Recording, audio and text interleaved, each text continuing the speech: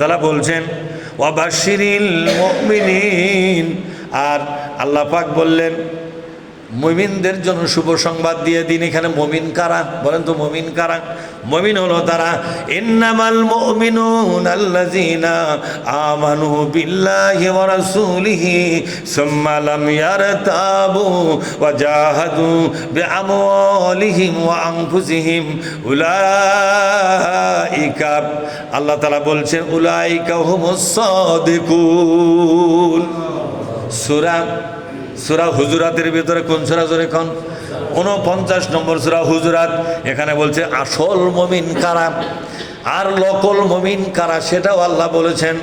আসল মুমিন হলো যে সমস্ত ইমানদারের আল্লাহর প্রতি ইমানদার, নবীর প্রতি ইমানদার, এ ব্যাপারে কোনো সন্দেহ নাই। 2 নম্বর কাজ হলো ওয়াজাহাদু বিআমওয়ালিহিম ওয়া আনফুসিহিম, আর তাদের সম্পদ এবং তাদের হায়াত দিয়া তারা জিহাদ ফি সাবিলিল্লাহর কাজ করে। কিসের কাজ? জিহাদের কাজ করে। উলাইকা হুমুস সাদিকুন, এরাই সত্যিকার ইমানদার। জিহাদ ছাড়া ইমানদার হওয়া যাবে না। কার ফয়সালা? আপনি যদি জিহাদ না করেন, আপনি নামাজ পড়েন জান্নাতের আশায়, রোজা করেন জান্নাতের আশায়, আশায় কিনা জোরে কন? একটু কথার জবাব দেন। নামাজ পড়েন তো আশা হলো জান্নাত, কিনা জোরে কন? রোজা করেছেন আশা হলো জান্নাত, হজ করেছেন জান্নাতের আশায়, বাপ মায়ের সেবা করলেন জান্নাতের আশায়, টাকা পয়সা দান করলেন জান্নাতের আশায়। আল্লাহ কি বলেছেন শোনেন, আমা হাসিবিতুম আন তাদখুলুল জান্নাতা, তোমরা কি ধারণা করেছো, তোমরা কি মনে করেছো, তোমরা কি মনে করেছো, তোমরা কি মনে করেছো তোমাদেরকে সহজেই জান্নাতে দেওয়া হবে? এই যে ইবাদত বন্দেগীগুলো করো আর মনে মনে ধারণা করতেছো তোমাদেরকে জান্নাত দেওয়া হবে। না রে না, জান্নাত দেওয়া হবে না। সকল ইবাদতের পাশাপাশি জিহাদ ফি সাবিলিল্লাহর আমল যদি তোমার আমল নামার মধ্যে পাওয়া না যায়, অবশ্যই তোমার জন্য বেহেশত হবে না। সিদ্ধান্ত কার? জোরে বলুন, সিদ্ধান্ত কার? এই কথাকে আপনারা বিশ্বাস করেন? সূরা বাকারার মধ্যে আল্লাহ এই কথা বলেছেন, সূরা আলে ইমরানে এই কথা একই কথা বলেছেন। আমা হাসিবতুম, তোমরা কি হিসাব করে বসে আছো যত ইবাদত করেছে জান্নাত ঠেকায় কে?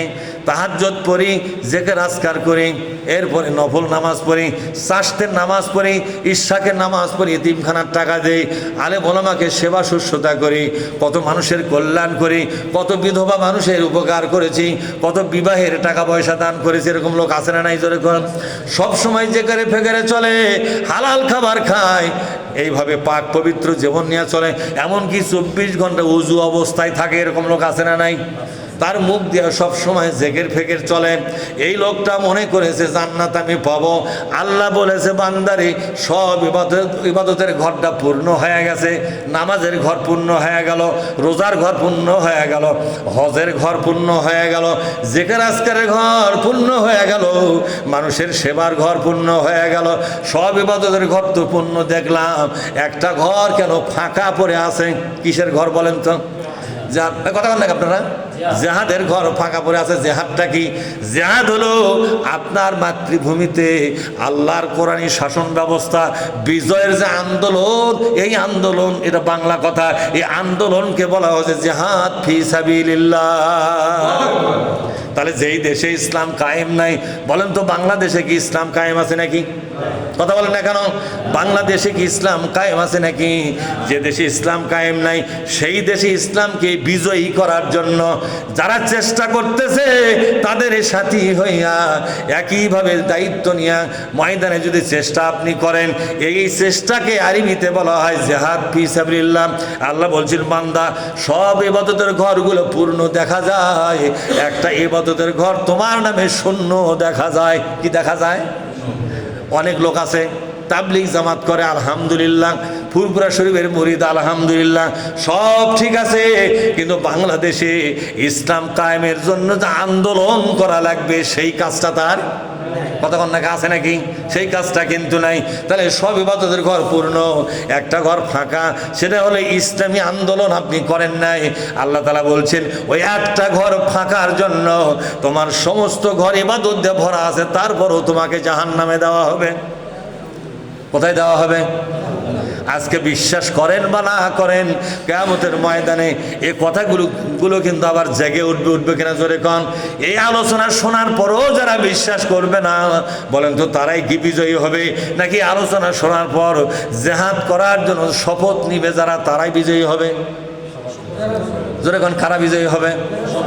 আমার ভাইয়েরাতে আল্লাহ তাআলা বলছেন কোনোদিন সম্ভব নয় তোমাদের জান্নাতে যাওয়া। বলেন তো জান্নাতের মালিকটাকে?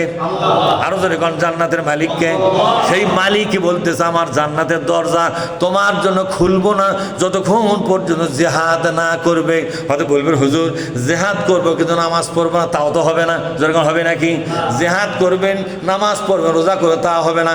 সব ইবাদত করাই লাগবে, পাশাপাশি এই জিহাদ যদি না থাকে জান্নাতটা হারাতে হবে, জান্নাতটা। সুতরাং দুহাত তুলে বলতে পারেন কি হুজুর যে কয়দিন বেঁচে আছে আমরা জিহাদে থাকবো? বলতে পারবেন? যে কারা কারা হাত তুলে দেখান। দুই হাত, এক হাত না। আর আমি তো করি। হ্যাঁ, হাত নামান।